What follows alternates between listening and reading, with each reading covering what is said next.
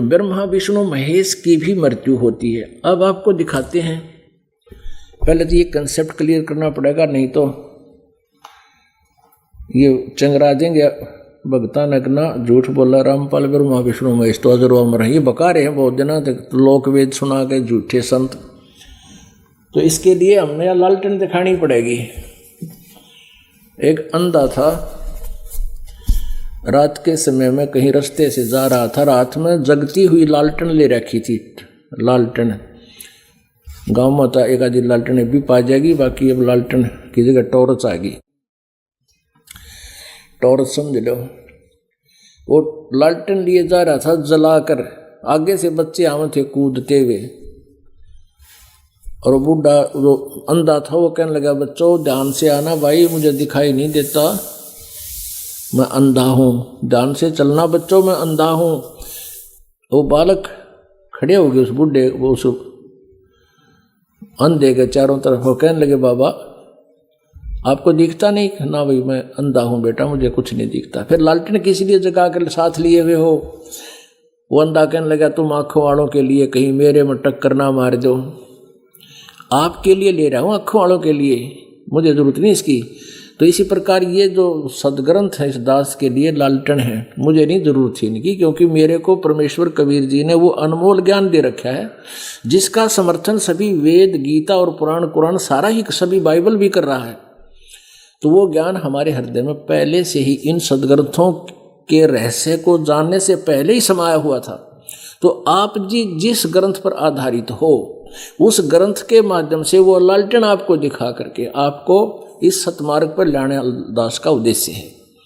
ये देखिएगा, श्रीमद् देवी भागवत जो प्रमाणित करेगी, ये शास्त्र प्रमाणित करेगा कि ब्रह्मा विष्णु महेश की जन्म मृत्यु होती है, ये नाशवान है, अविनाशी नहीं है, अजरो अमर नहीं है। गीता प्रेस गोरखपुर,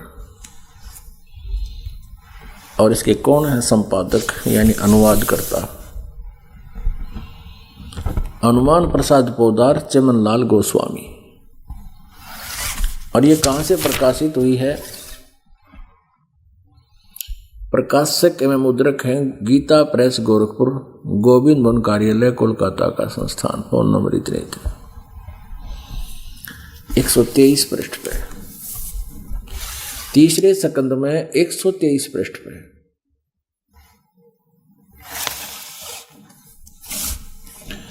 तीसरा स्कंद।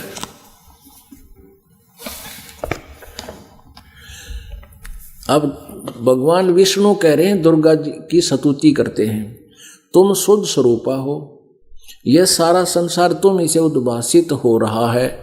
मैं यानी विष्णु, मैं ब्रह्मा और शंकर, हम सभी तुम्हारी कृपा से विद्यमान हैं। हमारा आविर्भाव बन जन्म और तिरोभाव बन मृत्यु हुआ करता है। हमारा तो जन्म और मृत्यु हुआ करता है, केवल तुम ही नित्य हो। विष्णु जी कह रहे हैं आप ही अविनाशी हो, जगत जननी हो। प्रकृति यानी दुर्गा, दुर्गा को प्रकृति भी कहते हैं, ये ध्यान रखना, क्योंकि गीता जी के अंदर जब ये दास सिद्ध करेगा ब्रह्मा विष्णु महेश का जन्म दुर्गा और काल से हुआ, तो वहाँ प्रकृति शब्द है 14वें अध्याय के 3, 4, 5 श्लोक में। प्रकृति दुर्गा को कहते हैं। और सनातनी देवी हो, भगवान शंकर बोले देवी, यदि महाभाग विष्णु तुम्ही से प्रकट हुए हैं तो उनके बाद उत्पन्न होने वाले ब्रह्मा भी तुम्हारे बालक हुए। फिर मैं तमोगुणी लीला करने वाला शंकर क्या तुम्हारी संतान नहीं हुआ? अर्थात मुझे भी उत्पन्न करने वाली तुम ही हो। शिवे संपूर्ण संसार की सृष्टि करने में तुम बड़ी चतुर हो। इस संसार की सृष्टि, स्थिति और संहार में तुम्हारे गुण सदा समर्थ हैं। उन्हीं तीनों गुणों से उत्पन्न हम ब्रह्मा विष्णु एवं शंकर नियमानुसार कार्य में तत्पर रहते हैं। अपनात्मा, इससे 4 कंसेप्ट क्लियर हो गए। और नंबर 1 तो ब्रह्मा विष्णु महेश नाशवान है, इनकी जन्म मृत्यु होती है।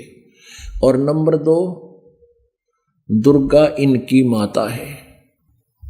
नंबर 3 रजगुण ब्रह्मा है, सतगुण विष्णु, तमगुण शिव जी।